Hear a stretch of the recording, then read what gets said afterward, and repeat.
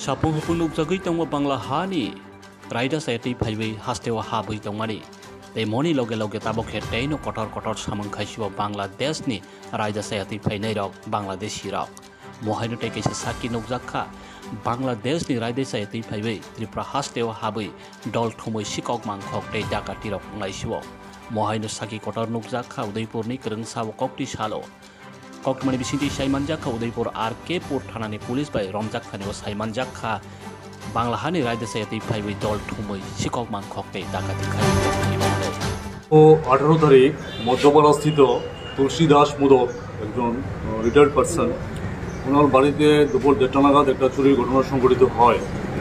তো আমরা সেই চুরির অভিযোগ পেয়ে বিভিন্ন জায়গায় উদয়পুর, কাকরাবন, মেলাঘর বিভিন্ন জায়গায় তল্লাশি চালাই এবং আমাদের যে সোর্সগুলো আছেন সবাইকে আমরা সেই ব্যাপারটা জানানোর পর গতকালকে আমরা এই চুরির গ্যাংয়ের প্রথমে 2 জনকে গ্রেপ্তার করতে সক্ষম হয়েছি। তার মধ্যে একজন হলো তার নাম দুলাল চৌধুরী, তার বাড়ি কাকরাবন থানাধীন জামদুরি এলাকায় এবং তার বাড়িতে ওই সময় আরেকজন উপস্থিত আরেকজন খুব এক্সপার্ট হেড চোর, তার বাড়ি বাংলাদেশে, তার বাড়ি আখাউড়া, তার নাম রুবেল মিয়া।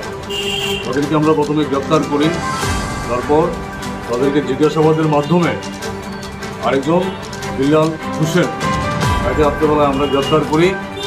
ওটা আবার কাকরাবন ভদ্র এলাকা থেকে এবং তার সাথে কিছু টাকা, ভালো পরিমাণে টাকা এবং একটি গরিব ওজনের স্বর্ণের হার আমরা উদ্ধার করি।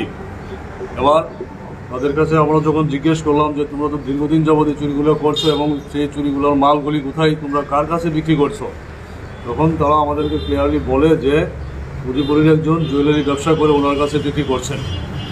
তো তাহলে চলো ওনার দোকানটা কোন জায়গায় দেখি, আমাদেরকে নিয়ে যায়। জুয়েলার্সের নাম হলো নন্দন দেবনাথ, ওনার জুয়েলারি দোকানের নাম অভিনন্দন জুয়েলার্স, এটা সেন্ট্রাল রোড উদয়পুরের দোকানটা অবস্থিত।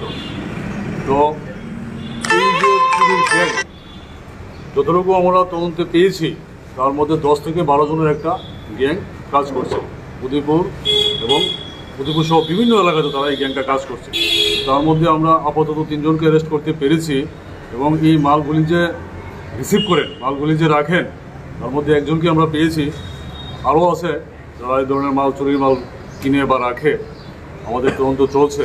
আর এই গ্যাংয়েরও আরও মোটামুটি 10-12 জন, তাদেরকেও আমরা সন্ধান কিছু আমাদের হাতে এসেছে এবং আজকে আমরা যাদেরকে অ্যারেস্ট করেছি কোর্টে আদালতে হাজির করছি এবং মাননীয় আদালতের কাছে আমরা একটা রিমান্ড চেয়ে, তাদের পুলিশ রিমান্ড চেয়ে আশা করি আমরা এই পুলিশ রিমান্ড সময়কালীন আরও তাদের গ্যাংগুলো আছেন, গ্যাংয়ের যে মেম্বারগুলো আছেন তাদেরকে আমরা গ্রেপ্তার করতে সক্ষম হব। আজকে থেকে প্রায় 1-1.5 মাস আগে থেকেই বিভিন্ন জায়গাতে একটা চুরির ঘটনা সংঘটিত হচ্ছে।